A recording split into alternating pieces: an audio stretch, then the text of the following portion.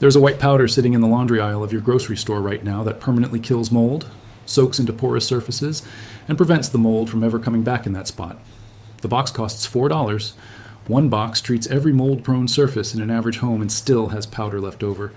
It has been doing this job for thousands of years.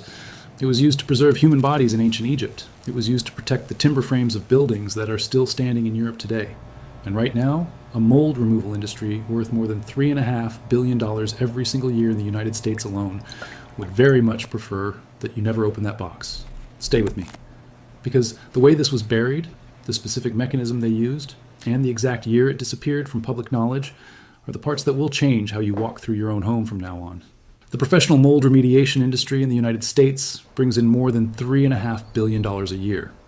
That number grows every year as homes age and humidity levels rise. The average homeowner who picks up the phone and calls a professional mold removal company spends somewhere between $500 and $6,000 per visit, sometimes more depending on the square footage affected, and the products sold in supermarkets and hardware stores to treat mold at home, the sprays, the foam treatments, the thick bleach-based liquids in brightly colored bottles, add up to another $2 billion in annual retail sales in the U.S. alone. That is an enormous amount of money riding on one idea. The idea that mold is a complex, recurring, dangerous problem that requires professional-grade chemistry and specialized knowledge to solve. The detail buried quietly inside all of that money is this. Mold is not a complex problem. It is a simple one. Mold needs three things to survive: moisture, something to eat, and a surface that does not actively resist it. Take away any one of those three things, and the mold cannot grow. The white powder in that cardboard box removes the third condition, permanently. It soaks into porous surfaces, into wood grain, into grout, into the paper layer of drywall, and it stays there long after the water it was mixed with has evaporated. It does not wear off. It does not wash away in the next humidity cycle. It changes the chemistry of the surface itself, so that mold spores landing there find an environment they cannot survive in. You cannot patent a mineral that forms naturally in dried-up lake beds in the California desert. You cannot put a monthly subscription on something that costs 40 cents per treatment. A $2 billion spray bottle industry does not survive when the answer comes in a yellow cardboard box that lasts a family an entire year and costs $4. Stay with me, because the science behind why this mineral works is more interesting than the economics of how it was buried, and it is operating inside your walls and floors at a scale you have never been shown, whether you use it or not. This is not a new discovery. I'm not going to tell you this is a new invention. The history goes back further than modern chemistry, further than modern medicine, and further than most of the industries currently charging you to solve the problem it eliminates. The ancient Egyptians used this exact mineral 5,000 years ago. They called it natron. They packed it around bodies to stop the biological decay that begins within hours of death. It worked. Bodies preserved with natron have survived in recognizable form for 3,000 years or more. Mold is one of the first and fastest agents of biological decay. Natron stopped it cold. They did not know the molecular chemistry, they just knew it worked, and they built an entire preservation practice around that knowledge. Medieval European builders mixed borax, the same mineral, the same white compound, into the lime and mud plaster they packed between timber frames. The half-timbered houses, still standing in England, in Germany and France, some of them 700 and 800 years old, are disproportionately the ones built with treated plaster. The untreated ones collapsed or rotted within a century. Nobody advertised this. It was simply how skilled builders worked. In 1872, a man named Francis Marion Smith began mining this mineral in bulk from the floor of Death Valley in California. He shipped it out of the desert on wagons, pulled by teams of 20 mules, an image famous enough that the brand it created still carries that name today. The demand for it was constant and broad. Workshops used it, laundries used it, construction suppliers used it. It preserved, cleaned, and protected anything porous. It was considered a basic household item, the way salt or vinegar are basic household items. What you're about to connect, between that 5,000-year history and the inside of your bathroom wall right now, has been sitting in plain sight the whole time. Stay with me, because the application is simpler than anything you have purchased to do this job. You have seen this your whole life and just never connected the dots. You know what happens when you pour salt on a slug? The salt draws moisture out of the slug's body through the skin. The slug cannot regulate its water content. It dies. Borax does something structurally similar to mold. It attacks the mold's ability to hold moisture at the cellular level. The mold dries from the inside. It cannot rebuild from spore. It cannot regrow from the root network left in the surface. You know what salt does when you rub it into a wooden cutting board and leave it overnight. It does not sit on the surface. It works down into the grain of the wood. The next morning the board is dry and the salt has done its work inside the material itself. Borax behaves identically. It does not coat. It penetrates. It becomes part of the material it is applied to. You know what happens to bread in a dry cupboard versus bread left in a humid drawer. The humid drawer grows mold within days. The dry cupboard keeps the bread clean far longer. Surfaces treated with borax hold a chemistry that is actively hostile to moisture attachment at the microscopic level. The mold spore arrives. It finds nothing it can use. It cannot establish. Mold is not more complicated than bread. It is a living organism that needs a hospitable surface to survive. Make the surface inhospitable and the mold has nowhere to go. Before you go and try this, you need to know about the one mistake that makes this fail completely. And it is not the one most people expect. It is not about the amount of powder. It is not about the type of brush. It is about what you do at the end. And if you get it wrong, the mold comes back in 10 days, sometimes worse than before you started. Here is what you need. I want to be honest with you about every number. 1 box of 20 Mule Team Borax. Laundry aisle, not the cleaning aisle. The laundry aisle next to the washing powders. It costs about $4 for a box that weighs just over 2 pounds. That is enough material to treat every mold surface in a standard home twice over. A spray bottle, you probably already own one. If not, it costs $1.50 at any dollar store. Warm water from your tap, a stiff brush, an old toothbrush for grout lines, a scrubbing brush for flat surfaces, an old cloth or rag, not paper towels. Paper towels leave fibers behind. A cloth gives you control. That is genuinely it. Here is the one thing most people get wrong. They rinse it off. You will find this advice everywhere. Mix the powder with water, spray the mold, scrub it clean, rinse the surface. The surface looks perfect. White grout lines, clean tile, no visible black spots. And within 10 to 14 days, the mold is back. Same location, same pattern. Starting dark at the bottom and creeping up every time. That is not new mold coming in from outside. That is the root network. Mold grows like a tree. What you see on the surface is the canopy. Underneath the grout, underneath the plaster surface, underneath the wood grain, there is a root system. Thin threads called hyphae, which is just the word for the root-like parts, embedded in the material itself. Bleach reaches the surface. Commercial sprays reach the surface. Scrubbing removes the surface. But the roots stay.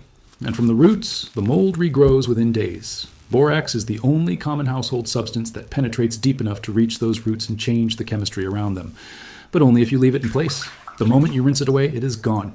The surface is clean, wet, and completely defenseless. The roots begin sending new growth up within the week. The fix is one instruction. Do not rinse. Everything else follows from that. Mix roughly 2 full soup spoons of borax powder into a spray bottle of warm water. Shake it for 30 seconds. The powder will mostly dissolve, but not completely. Some fine white particles will stay suspended in the water. That is normal. Shake the bottle again before each use. Before you begin, open a window. Not because borax at this amount is harmful. It is genuinely less toxic per gram than table salt, which you eat every day. Open the window because disturbing mold releases spores. The spores float. You do not want to breathe them. Ventilation solves this completely. Spray the moldy surface until it is visibly wet. Not damp, wet. On a grout line, you want to see the liquid bead for a second before it soaks in. On a wall surface, you want to see it run slightly at the edges. On wood, you want the grain to darken as it absorbs the solution. Saturation matters here. A light misting does not penetrate. Full saturation does. Set a timer for 10 minutes. Walk away. Do something else. This waiting period is not optional. The borax solution is working its way into the surface. The pH of the material is rising. Mold cannot survive high pH. Think of it the way you think of very hot water killing bacteria. The chemistry becomes hostile to life. The borax is creating that hostile chemistry inside the material itself while you wait. After 10 minutes, scrub. Grout lines get the toothbrush. Work in short back and forth strokes along the line. The black discoloration will lift. The mold is coming away. Some dark staining may remain in grout that has been growing mold for many months. That is a mineral deposit. A stain left by the mold, not the mold itself. It is cosmetic. It is not alive. It will fade over subsequent treatments. For wall and ceiling surfaces, use your scrubbing brush. Circular motion for flat plaster or drywall. With the grain for wood, always with the grain on wood. Scrubbing against it opens the fiber and traps moisture in the raised surface, which defeats the purpose of everything you are doing. Now pay close attention, because what comes next is the step most people skip. And it is the single decision that separates a treatment that lasts 2 years from a treatment that lasts 2 weeks. After scrubbing, spray the surface again. A second full application, same saturation, same coverage. Press the trigger until the surface is wet again. And then put down the spray bottle, put down the brush, and do not touch the surface again. No cloth, no wipe down, no rinse, no nothing. Walk away and let it dry completely on its own. This second application is the protection layer. The first spray and the scrubbing removed the visible and near surface mold. The scrubbing also opened the surface slightly, loosened the top layer of grout, raised the grain of wood, exposed small pores in plaster. The second spray goes into those open pores. As the water in the solution evaporates over the next few hours, the borax crystals are left behind inside the material. Not on top of it, inside it. You cannot wash them out with shower water. You cannot dissolve them with normal humidity. They are physically embedded in the surface, and every mold spore that lands in that spot from now on finds a chemistry it cannot survive. Let the surface dry for at least 3 hours before using the room normally. In a bathroom with poor ventilation, open the window or run a fan pointed at the surface. In a basement, a small floor fan for 3 to 4 hours is enough. The drying is part of the treatment. It is not just waiting for the surface to be usable again. The crystals form as the water leaves. Do not interrupt that process. Once dry, run your finger lightly along the treated surface. You should feel a very faint, chalky texture, not a crust, not a thick coating. The faint ghost of a mineral film, like the very lightest trace of chalk dust on a blackboard long after it has been wiped. That is the borax crystal layer. That is the correct result. If the surface feels completely smooth and clean, as if nothing was ever applied, check whether anyone rinsed it or wiped it. Because if they did, the protection is gone, and the second application needs to be repeated. For wood surfaces, floor joists in a basement, wooden window frames, skirting boards near external walls, the process is identical, but spend more time scrubbing. Wood grain is deeper than grout pores. The solution needs to be physically worked in. 2 full minutes of firm scrubbing per arm's length of wood surface, with the grain, then the second spray, then leave it. If you plan to paint over the treated surface, wait a minimum of 48 hours, and 72 is better.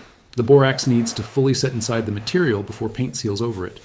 Paint applied too soon traps moisture under the film and creates the exact conditions mold prefers. Wait the full time. The surface will accept paint normally once the borax is dried completely. 1 spray bottle of solution, 2 soup spoons of powder, and a full bottle of warm water covers roughly the area of a single bathroom wall. That is about 40 cents of material. A full bathroom, all the grout, the wall tiles, the ceiling, the underside of the vanity cabinet, the bead of sealant around the bathtub, takes 2 to 3 spray bottles of solution. That is less than $1.20 of powder. A professional mold remediation company would quote that same bathroom at $800 to $1,200 minimum. They would use commercial-grade biocidal sprays, HEPA vacuums, containment barriers, and disposal procedures. They would do a thorough job. And the job would need to be done again in a few years because none of those products leave a permanent residue inside the surface itself. They treat. They do not inoculate. Borax inoculates.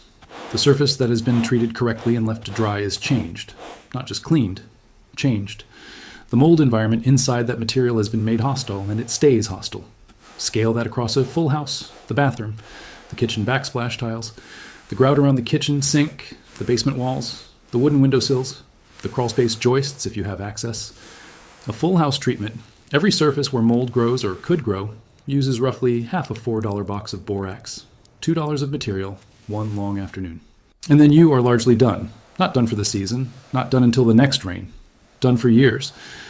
A family of 4, protecting every mold-prone surface in their home, spends about $2 a year on this. That is less than a single replacement spray bottle of the commercial product it replaces. 1/4 of the cost, 1/10 of the labor over time. And the commercial product has to be bought again and again and again because it leaves nothing behind. That is designed behavior. That is the product working exactly as the company needs it to work to keep you coming back to the shelf. The borax leaves something behind. That is its function. The function they could not sell you a subscription to. No bill, no service contract, no professional visit scheduled for next year, no proprietary formula with a branded name, a mineral, warm water, a spray bottle that was already under your sink. This does not work equally well on every surface.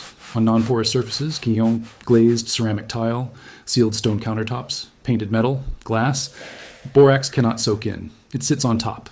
It will kill the mold that is visible, but it cannot form the protective layer inside the material because there is no porous material to soak into.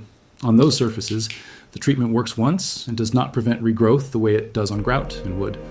You will need to treat those surfaces again when mold returns. It also works less well in areas of constant, unbroken saturation. If a basement wall receives water through a crack every time it rains, or if a pipe behind a wall has been leaking for months, the borax will slow the mold but will not stop it. No treatment on Earth permanently prevents mold in a surface that is never allowed to dry. Fix the water source first. That is not a caveat on borax specifically.